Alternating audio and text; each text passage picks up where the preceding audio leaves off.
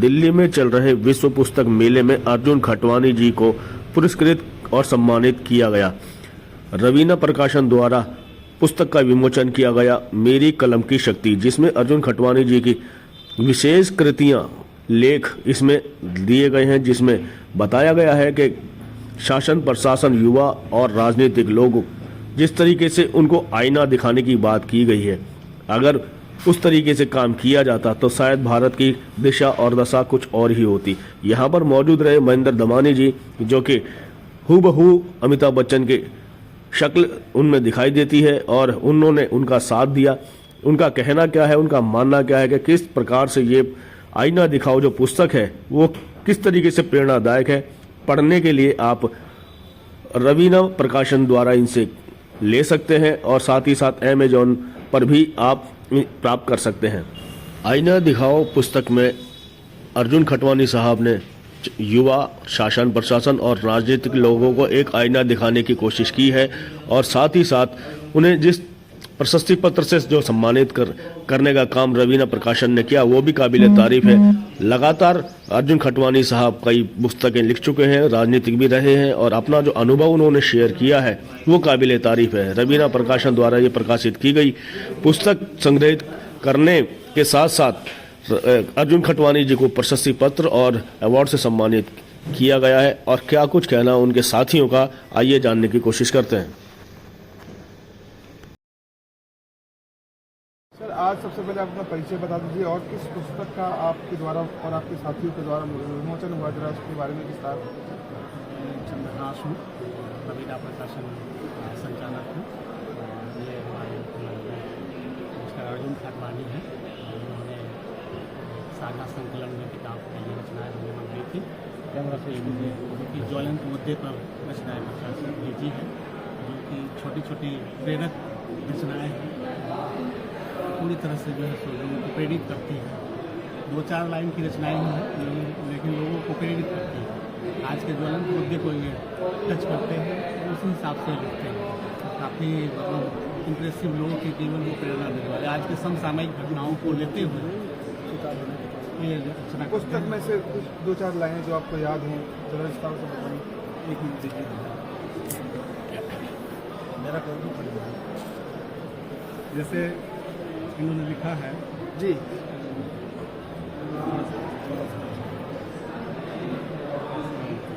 बटेंगे तो कटेंगे, डरेंगे तो मरेंगे।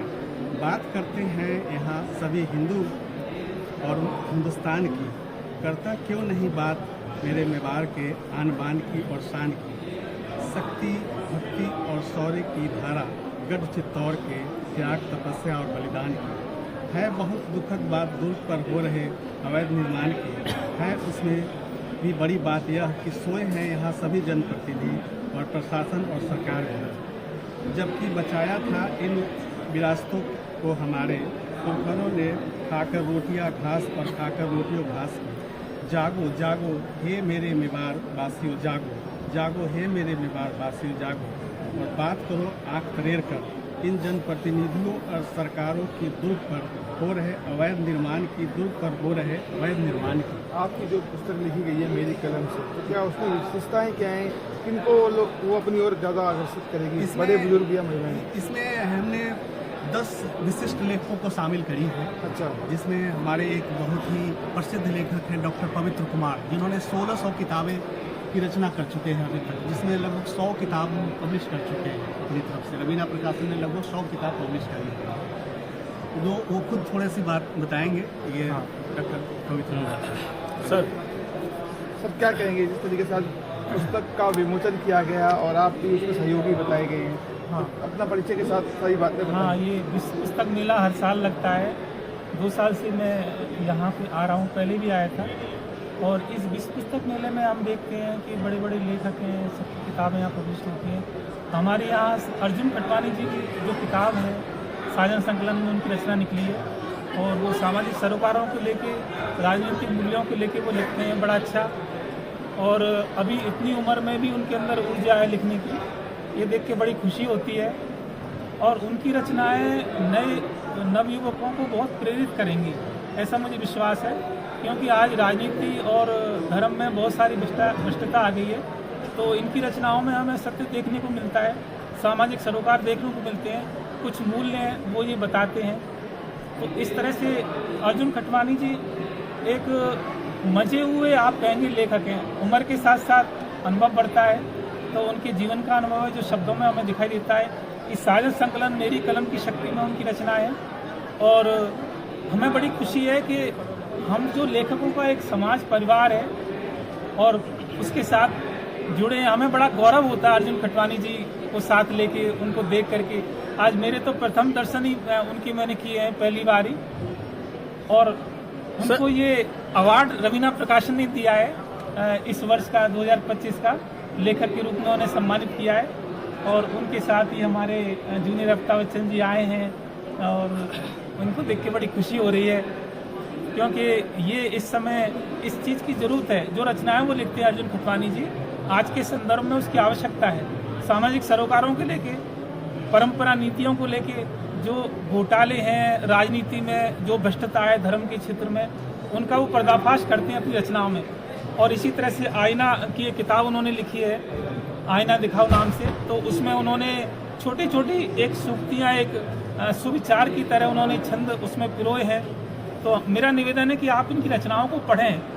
अर्जुन खटवानी जी हमारे लिए प्रेरक शक्ति हैं और इतनी उम्र में भी उनकी ऊर्जा है, ये देख के बड़ी खुशी होती है। धन्यवाद। सर क्या कहेंगे आप, जिस तरीके से पुस्तक का विमोचन किया गया, तमाम जो उसमें विशेषताएं बताएंगे, आपको क्या विशेषता लगी? सर सबसे पहले मैं नमस्कार करना चाहूँगा देश की जनता को, और आप सबों के आशीर्वाद से मुझे इस मंच पर आने का मौका मिला है। और विश्व पुस्तक मेले में आज मुझे चित्तौड़ की आन बान शान की धरती से मुझे इस महानगर में आने का एक मौका मिला है, और वो भी खटवानी साहब के आशीर्वाद से। आज मैं इस विश्व मेले में यहाँ खड़ा हूँ रवीना प्रकाशन दिल्ली में, जिनकी कुछ संकलित कविताएं खटवानी साहब की इसमें पुस्तक में संकलित की गई है। तो मुझे बहुत खुशी हुई, इस दूसरी किताब में भी संकलित हुई है। और इससे पहले आईना दिखाओ में तो उनकी है ही है, और मेरी कलम की शक्ति में भी इनकी कुछ रचना है। और एक बता रहे हैं कि रूह के आईने में भी साहब की रचनाएँ संकलित की गई है, जो बहुत ही मोटिवेशनल कविताएं इन्होंने लिखी है। और ज़्यादा तो मैं कुछ नहीं कहूँगा, दो पंक्तियाँ मैं खटवानी साहब से बोलूँगा कि ज़िंदगी बहुत रंगीन होती है, जिसमें सुख आते हैं, दुख भी आते हैं, उतार आते हैं, चढ़ाव भी आते हैं।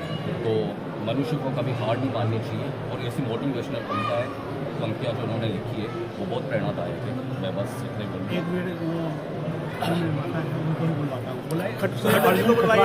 अर्जुन जी, जिस तरीके से आपको यहाँ पर विश्व पुस्तक मेले में अवार्ड से सम्मानित किया गया है, कैसा महसूस कर रहे हैं आप? जी सर, सबसे पहले तो मैं रवीना प्रकाशन टीम का बहुत बहुत हार्दिक धन्यवाद और आभार व्यक्त करूंगा कि उन्होंने मुझे मेरी आईना दिखाओ के नाम के टाइटल की रचनाएं मंगाकर और मुझे जो आपने प्रकाशित किया है आपकी साझा संकलन मेरी कलम की शक्ति किताब, जिसका विमोचन आज हमारे श्रीमान डॉक्टर साहब के हाथों हुआ है, जिन्होंने आपने 1600 पुस्तकें लिखी है। चूँकि आप एक विद्वान लेखक और साहित्यिक हैं, निश्चित तौर से आपके जो साझा संकलन में मेरी कलम की शक्ति में जो प्रकाशित हुई है रचनाएं, उसमें आप श्रीमान की भी रचनाएं सम्मिलित की गई है। और मैं रवीना प्रकाशन का आभार इसलिए भी करना चाहूँगा कि आपने मात्र 10 लोगों को चुन के और मुझे आज जो यहाँ दिल्ली प्रगति मैदान में जो आपने मुझे अवार्ड और प्रशस्ति पत्र देकर नवाजा है, निश्चित तौर से मुझे इसमें और आगे भी लिखने के लिए प्रेरित करेगा और समाज में एक सकारात्मक संदेश में आपकी इस बुक में ऐसी कोई रचना जो आपको अपने और आकर्षित करती हो, कोई मुख्य रचना दो आपको? सर किताब 2 रचनाएं पढ़कर के कुछ तो सबसे ज़्यादा आपको अपने चूँकि परिचय बताऊँ, पढ़ के सुनाओ सर। मेरी जो इसमें रचनाएं सम्मिलित की गई है उसमें से एक ये मैंने लिखी है किसानों को लेकर, आ रही है आवाज़ इनकलाब की, आ रही है आवाज़ इनकलाब की, हर खेत खलियानों चौरायों और गलियों से, खेत खलियानों चौरायों और गलियों से चल रही है देश में जो सरकारें, करती नहीं मोहब्बत मजदूरों महिलाओं और किसानों से, मजदूरों महिलाओं और किसानों से, बचा लो इस देश की किसानी को, हाथों में न चली जाए इन पूंजीपतियों के, फिर ऐसा ना हो कि मेरे हिंदुस्तान में कोई किसान बचे नहीं, कोई किसान बचे नहीं, और बचा लो देश की बहन बेटियों को इन गुंडे बलात्कारों और अत्याचारों से। फिर ऐसा ना हो कि देश में इंसाफ और इंसानियत की चाहत में माँ बहन और बेटियों की इज्जत बचे ही नहीं। इस तरह से मैंने मोटिवेशनल भी इसमें लिखा है। और एक मैं आपको ये बताना चाहूँगा कि जैसे एक ये है आईना दिखाओ, बट गए हैं जमाने में लोग इस कदर की, ईश्वर अगर साक्षात प्रकट हमारे सामने भी हो जाए और वो कह दे कि मैं भगवान हूँ, तो भी जनता ये पूछेगी कि आप किस किस के भगवान हो। ये मतलब इस तरह से लोगों का वो बंटना हो गया है। एक आईना दिखाओ में सत्ता में आने के बाद सुनता कौन है यहाँ मजदूरों और किसानों की चीखें।